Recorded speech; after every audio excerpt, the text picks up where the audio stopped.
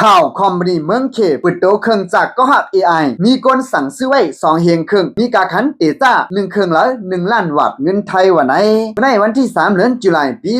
2026อยู่ที่คอมพานีเครื่องจากลง UBTech ปิดโตเครื่องจาก AI ตอนตัดดีใจทำการนะเฮือนยังอ่านให้ละอยู่จอมกันตั้งก้นไหลข่าวดังหน้าอันดีสนใจได้ก็เครื่องจากอันไหนมีผาหังเหมือนก้นเฮียงหน้าเหมือนก้นเตี้ยๆว่าวันไหนอยู่ที่คอมพานีเขาเฮ็ดออกมาตาเฮาเปลี่ยนก้นใจสุนโตเปลี่ยนตั้งก็ห่มจับปานไหลอันลัดตอบก้ามต่อกันไล่เย่าเสียมกะเขียนหูไล่เฮ็ดไล่สั่งเจ้าของมันไล่แลถึงตีกำพองป้อห้องมันว่าก็หักเครื่องจักร AI แนวอยู่ที่คอมพานีเขาไล่เฮ็ดสร้างออกมา2เปิงผู้ใจตั้งสูงเต็มมีอยู่1ปาก83ซนเมตรน้ำหนักเต็มมีอยู่42กิโลเครื่องผู้หญิงซ้ำตั้งสูงเต็มมีอยู่1ปาก68ซนเมตรน้ำหนักเต็มมีอยู่35กิโลต้องหนึ่งหลอดแล้วย้อนว่าเขาจับต่อไว้ตา88ตีเฮ็ดเฮาไปไล่ปลาไล่ต้องหนึ่งไล่ย่ำกะยังจับเลียนกันไล่ดังไหวไผ่ก็ไล่พอสร้าง1ปอกในอยู่ได้ถึง3ชั่วโมงถึง4ชั่วโมงว่าไหนเครื่องจักรห่างก้น AI อันไหนมีผาห่างหน้าตาแจ้งแล้งนี่แหละเหมือนก้นเต้ๆว่าเครื่องจักรก้นยิงซ้ำมีขนหัวยาวเนื้อหนังเหมือนก้นเต้มีหวยตาอันด้วยจ้ำแกมลาไล่ในเส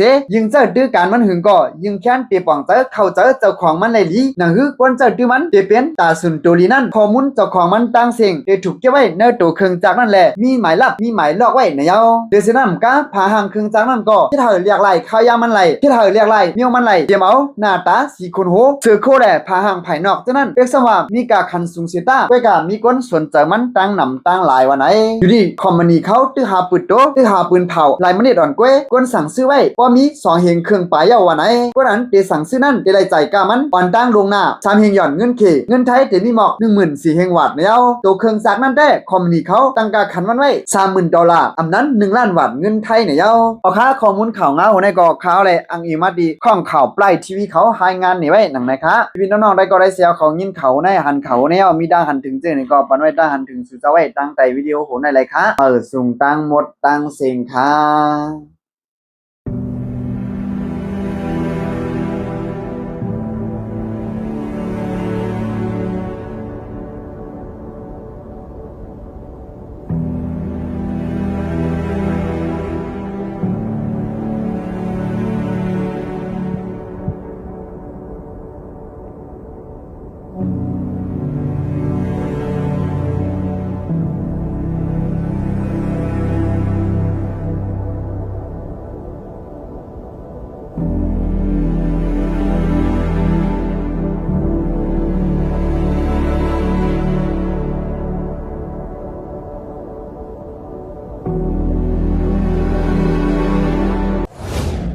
เก็บสืบปืนเพ